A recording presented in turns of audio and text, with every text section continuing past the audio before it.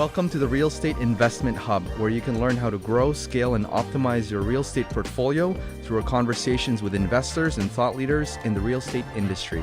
Let's move on to the episode. All right, everybody, welcome back to the Real Estate Investment Hub. Welcome back, Today, guys. we are talking about probably one of the biggest topics in Canadian real estate and honestly just like Canada, period, and that's immigration. That's right. Welcome back, guys. Immigration is a massive topic to explore, especially now with all the new policies and whatnot.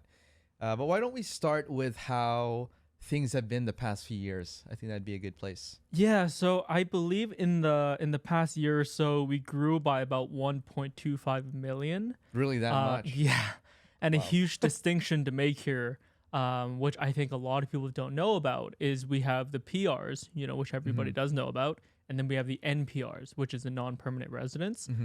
These are, so out of the 1.25 million, around 800,000 of these people were NPRs, as opposed to 2021, where we only had 200,000. So the number of NPRs have gone up significantly. We'll touch on this later, but just really think about the impact that has on rents as well across Canada. Yeah. Because these people can't purchase. So they're purely impacting the rental market, and that's why things have gone so insane over the last few years. Well, on that point, Chris, for the folks at home, what exactly is a non-PR? Maybe we can define that a bit more. So obviously these are people without a permanent residence, because of the new foreign buyer bans, which actually just got extended to 2027. I heard that. They were supposed to end in 2025, but the feds haven't increased them to 2027. Not necessarily a bad thing. So these are people that purely can't purchase real estate because they're considered foreigners. Right. So they're purely putting pressures on rent. Exactly. I think that would be the case too. And just to clarify, guys, that policy that the feds introduced 2 years ago and extended 2 more years recently.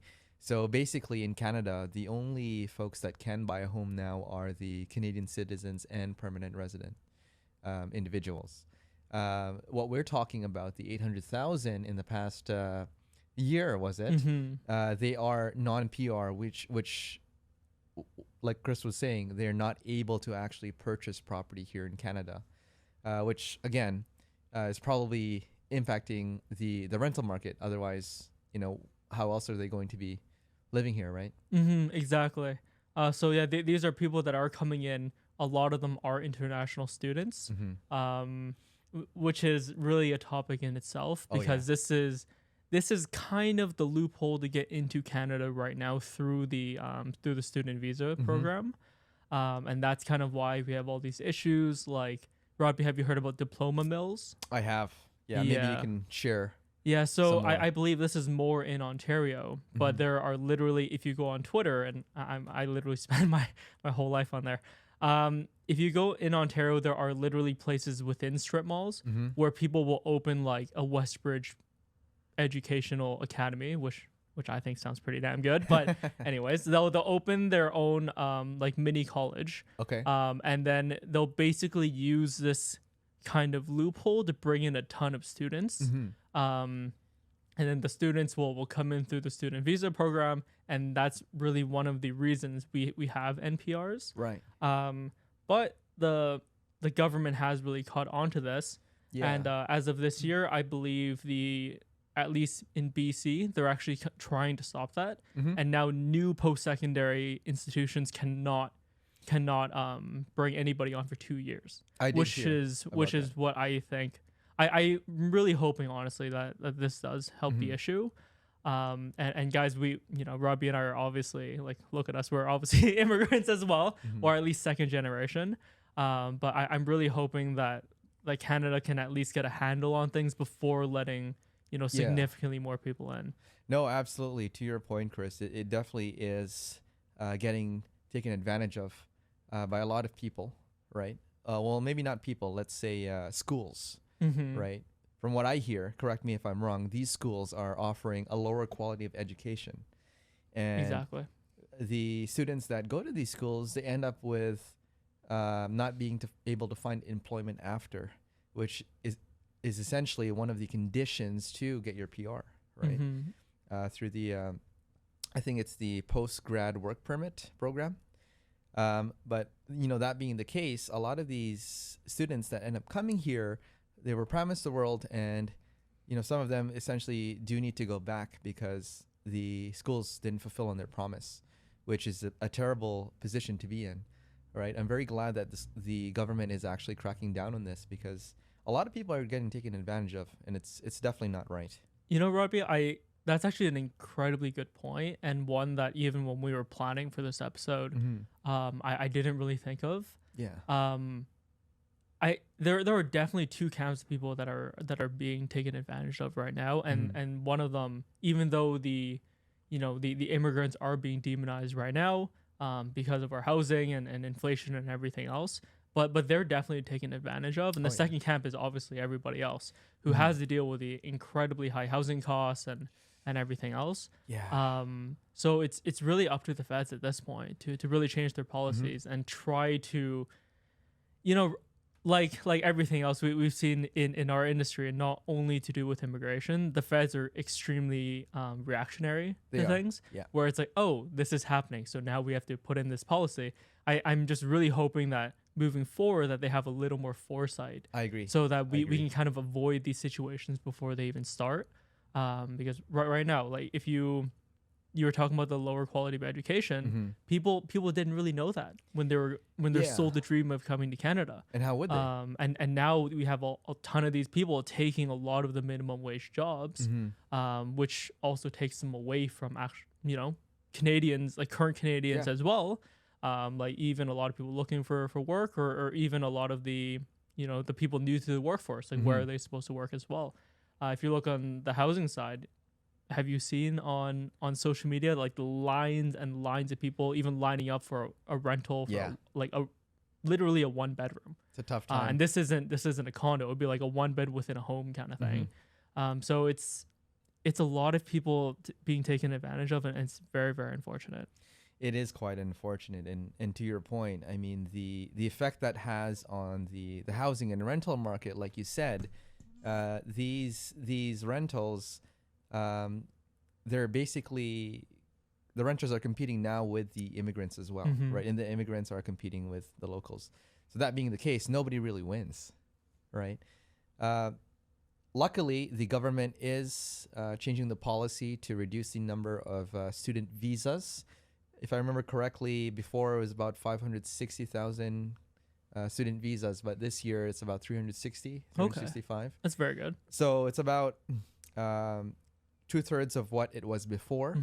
I think it is a step towards the right direction, but I think it's only one piece of the puzzle. Further to that, they really do need to crack down on these schools, the diploma mills that you're talking about.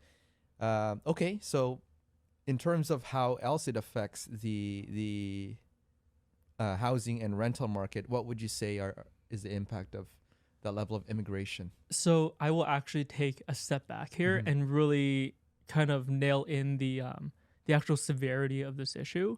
I've really spent the last 6 months or so looking deep into immigration, because I've really just now realized how severe of an issue this is. So Canada, let me scroll down here.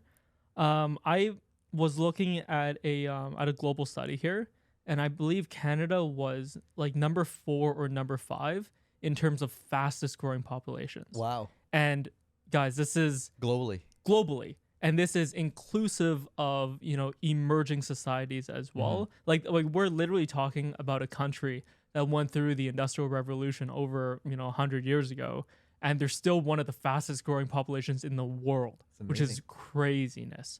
It shouldn't be like this at all. And my second huge point here is, if you look at the amount of housing per person right now, and the other way around actually, the amount of new people per housing unit right now, in Canada right now is between 3 to 11.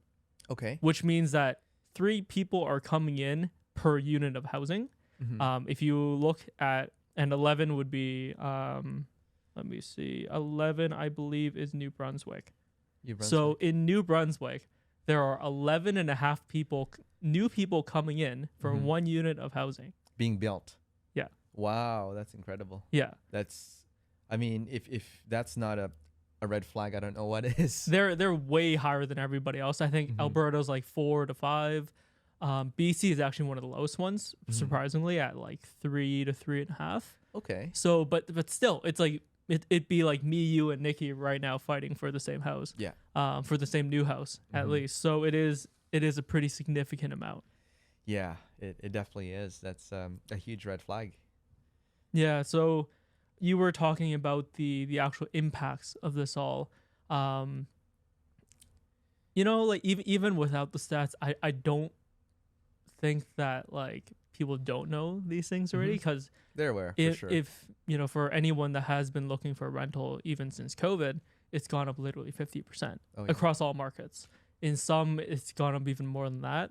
And I don't really see any deflation going on in that market as well. Maybe a little bit across some of the more prime markets, but I don't really foresee it ever going back to the way that it was before price wise, because we simply just have a lot more people. Yeah, if everything remains the same, I'm on the same page with you, Chris. I just don't foresee that happening anytime soon. So that being the case, I mean, there's a number of solutions that the government is trying to apply. Trying be the main like word. Reducing the amount of student visas is one thing, right? On the other end, trying to make it easier for developers to increase the supply. I mean, that's a topic in itself. There's quite a bit there, right? Without getting into too much detail, Chris, what are some of the things that the government is doing in order to increase the supply? For sure. So, I believe a lot of people in our industry has heard about the government removing the GST for purely rental the builds. And a lot of developers right now are moving towards pure rental builds, not only because of this GST issue, but simply because they foresee the rental prices climbing for the foreseeable future. So it's kind of like, instead of pre-selling units off, why don't I as a corporation hold everything? Yeah. And then my asset value goes up over time as well. My cap rates go up with that. So that's one of the really big ones. But on the flip side, the government's also increasing DCC significantly as well. Yeah. So it's kind of like with our industry, it's like you're doing one thing and you're removing these GST requirements, but you're also making it significantly more expensive to build, period. On another end, and you're also increasing property taxes significantly, which increases holding costs for developers. So it's kind of like, give us a break here. Like if you want the citizens and private citizens and because not all developers are mega corporations, right? So if you want like Rodby and I to joint venture and to try to build some housing, then at least make it a bit easier for us to do so. Because the margins of development are already so incredibly slim. If the government makes it even more expensive, I honestly foresee a lot of developers just not building anymore. Yeah. No, I mean, why would they build if, they can't pay their bills? Right? Exactly. And we're already in such a massive deficit with the CMHC projecting that we need, I believe, 3.5 million new units of housing by 2030 across Canada, which is a significant number. And this is without even factoring the, all the new immigration as well as the accelerated rate of immigration coming in. And those are 3.5 built houses, not starts. Exactly. Everyone. Exactly. And the problem is, going back to what we were talking about DCCs, which are development cost charges, and really a lot of municipalities increasing the prices to actually build stuff. So because of all that, as well as the interest rates, drum roll please, but housing starts are down 7% across the country overall in 2023. I think, most people could have predicted this because interest rates have gone up so significantly. Among other things. How is this issue going to be fixed? I don't see it. It's very complex. I obviously don't have the answer, and it seems like Oh, I wish I did. Yeah, I mean, we'd be rich if we could figure that out. Right? Running for governor, yeah. But I mean, it's a very complex topic, and I don't think there's any one solution to figure that out. It seems like the best minds are coming together to try to think of something to help with the supply shortage. I mean, besides the incentives that they're giving developers that build purposely built rentals, they're also allowing for upzoning, like we discussed in previous episodes. The transit-oriented developments, right? They're a lot more favorable now for developers to build closer to these public transit hubs, right? So there's a few things that they're doing. Firstly, I think it will make an impact, but in my opinion, based on what I'm seeing right now, it may not be enough to be able to reach that 3.5 million by what year again, Chris? 2030. 2030. Okay, so we have 6 years. Literally. That's a massive undertaking. And we already know, to even get the papers pushed through at City Hall is going to take you a year. That's right? the thing. With your public hearings and everything else. So that's what a developer basically finishing on one project by 2030. How is this going to happen? Not only that, let's say all the permitting and all the red tape is something that we can fix. What about the labor shortage? Exactly. You'll need a lot of workers and material shortage as well. Material shortage as well. It's very expensive to build for that reason, right? There is definitely a shortage on that end too. It's a very complex problem. It definitely is. And I do want to mention something, and a lot of people are blaming the government for all this, and obviously, who else would they blame, right? But I think if you look at it from an economic standpoint, it's no surprise that globally we are facing looming recessions. Because of interest rates being zero to now being where they are, because of inflation going across the board, across all countries, all markets. All countries are facing recessions. So one way to kind of combat this for a country would be to actually bring in immigrants. So if you bring in immigrants, they will spend money, which increases the GDP of the country. And as part of a Desjardins report, basically, by bringing in more immigrants, Canada can kind of soften the looming recession, at least because a lot of people were thinking early to mid 2024 we would have a pretty bad recession. Right. So the immigration issue could kind of cushion that as well. And then, of course, we also have a massive aging population within Canada. That's true. Who, and they are collecting pensions. So, that's been a topic that's been discussed for the past decade now as well, and how we're going to really solve that. And I think one of Canada's solutions for this is really to bring in more and more people, hopefully skilled laborers, which, they're not necessarily targeting right now. But really hope maybe one of the solutions is they actually try to bring in more people that are studying in the STEM fields, science, technology, math, because we really do need people. I don't want to say the word replace, because we're not replacing, the aging population, because our parents are a part of this population as well. But we do need to, take over these jobs. Absolutely. And actually have people that are producing within the economy and spending money within the economy, because the pensioners are not. Yeah. And they, or they will eventually be in a spot where they're no longer producing. And they're also not consuming as much as well, because they do not have that kind of income. Exactly. To that point, Chris, they definitely are targeting certain fields just because there is a shortage of workers here, labor here. So I'll tell you a bit of a story. Before real estate, I was an accountant, and one of the companies I worked for was a trades company. And I'm sure you're aware here, trades is they have a pretty massive shortage for skilled tradespeople, Red Seal tradespeople. And that being the case, we actually had to sponsor individuals in Australia that have their certification to come work over here through the LMIA program, Labor Market Impact Assessment program, they call it. And essentially, it's a point system. The employer has to sponsor these individuals from a different country. Of course, there's criteria that need to be met. For example, for these individuals, they need to be certified for a trade. And then the employer has to prove that we've actually actively looked for individuals here that could fill the position. So that's the first step to the program. And then only then can we invite them to come over here. It's a pretty extensive process. And this is just for temporary work too, not even PR. So in terms of sponsoring these individuals to come over here, of course, they will, of course, impact the rental market, but not the housing market. I just want to make that clear. But there are other programs too, like the PR Express Entry, I think they call it. I think that also touches on a few criteria that need to be met.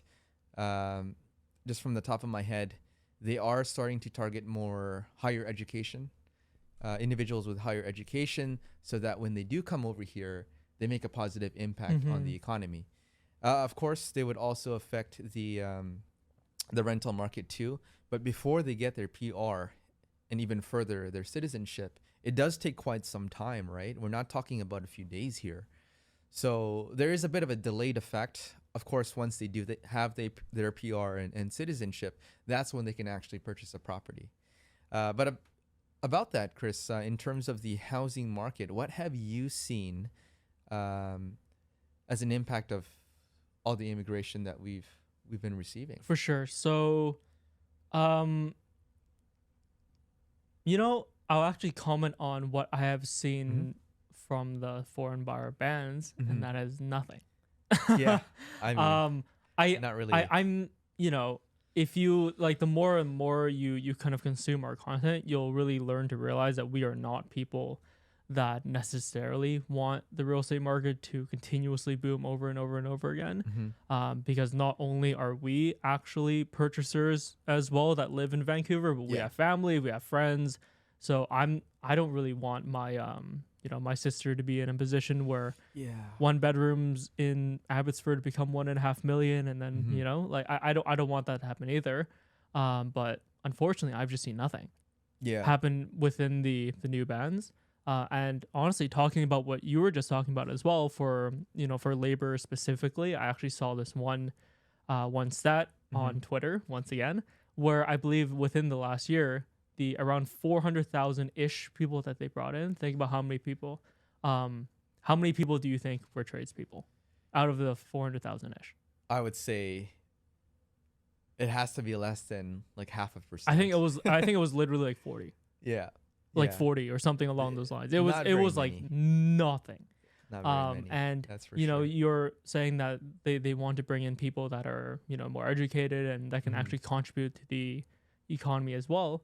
But that would mean that you do need to remove red tape. One of the biggest things is healthcare. So as we all know, if you are, let's say, if you're a healthcare practitioner in your country already, you're a doctor, you're a nurse, whatever it is, a physician's assistant, the second you come into Canada, none of your credentials mean anything anymore. Yeah. So true. This is actually a very big topic within the medical field, is maybe we should start recognizing this. And as someone who is not highly educated within this space, I don't want to comment much further. Fair. But if we can find some way to, maybe there's a challenge test, maybe like something to remove this red tape, so that these people can actually contribute to not only our housing but our doctor shortage as well. No, I completely agree with you, and that's something that I faced as well when I was working for that trades company. We weren't only looking in Australia. From what I know, the training there for tradespeople is quite good, right? The wages too. The wages too are amazing. So in terms of coming over here, they had no issues. But for other individuals we were sponsoring from different countries, they didn't necessarily recognize their certification. And in trades, at least back then, I'm not sure how it's changed now. It's been about half a decade. They had the option of challenging the Red Seal certification exam here. For the medical field, I'm not sure if that's a thing, but I think it's really making sure that their standard of professionalism and everything else, their knowledge, is meeting our standard here, which is quite difficult because medicine, of course, is a very, very vast topic, right? So in terms of bridging the gap, I hope in the future too that they can do that, and I think that would definitely help bring some doctors here and nurses that will help with the shortage. There's a massive shortage right now, even for nurses, for doctors, for a lot of positions in the medical field, right? So in terms of whether or not that will happen in the future, hopefully, who knows when, if it does. But I definitely think that's something that should be focused on in the future. Definitely. Now, I want to tell everyone that despite what you might think from listening to this episode, where, you know, we're not running for office or anything like that, obviously, we are running a real estate investment podcast. So, Rodby, after hearing everything that you've said, that we've said, and, you know, knowing everything that, you know, that we know, where would you put your money? Where would I put Very my loaded money? question, but Very loaded question related to rentals. Okay, so from what I've seen, and kind of how to help this kind of issue. Yeah, from what I've seen, I think, of course, this investment would require more capital or some form of organization. I'm thinking building purposely built rentals is the way to go. Even though they have increased the DCCs, they are providing that incentive of not having to pay GST. I think it hits the issue on multiple fronts, right? Not only can you invest in that, but you can also increase the supply that we need, right? So in my opinion, I think that would be a good place to put your money. What would you say, Chris? I would say that exactly as well. I think single unit rental definitely helps. But once again, you're not really adding any supply to the market as well. So I would definitely try to densify. Of course, I myself do not have the capacity to do this right now. But you know, if money were not an issue, I would definitely do purpose-built rental. Because if you do, you know, if you are developing and you're developing to pre-sell and whatnot, you're actually kind of speculating that the price market will continue to appreciate. Whereas I think it's actually much more feasible to say that the rentals will just continuously appreciate for, you know, for the foreseeable future kind of thing. So I would personally build and densify into purpose-built rental. I don't really see like what else you could do, honestly. Yeah. To actually help. If you are someone that wants to try to solve the issue, of course you can't do it yourself. But if you want to, you know, try to fix that 3.5 to 1 ratio that we have going on, then I don't really foresee what else you would do. That's true. In terms of as an investor, that would, in my opinion, and in your opinion, be the best thing. Of course, there's other things that can be fixed, like the red tape. I don't have too much knowledge in that, so I won't comment. But there's multiplex too. There's some opportunities there for sure, right? Definitely. So, you know, as Vancouver, right? I think it's our responsibility to do what we can, do our part, right? Perfect. Well, I think that wraps up the episode of immigration. Nice and short. The introduction to the immigration. I hope you enjoyed, guys. Any last thoughts, Chris? No. Thank you so much for listening to the Real Estate Investment Hub, guys. We'll see you next time. Take care. That wraps up this episode. Thanks so much for listening. If you like the episode, leave a review and follow our socials linked in the episode description. Make sure you share this episode with someone you think would get value from this podcast. We'll see you next time.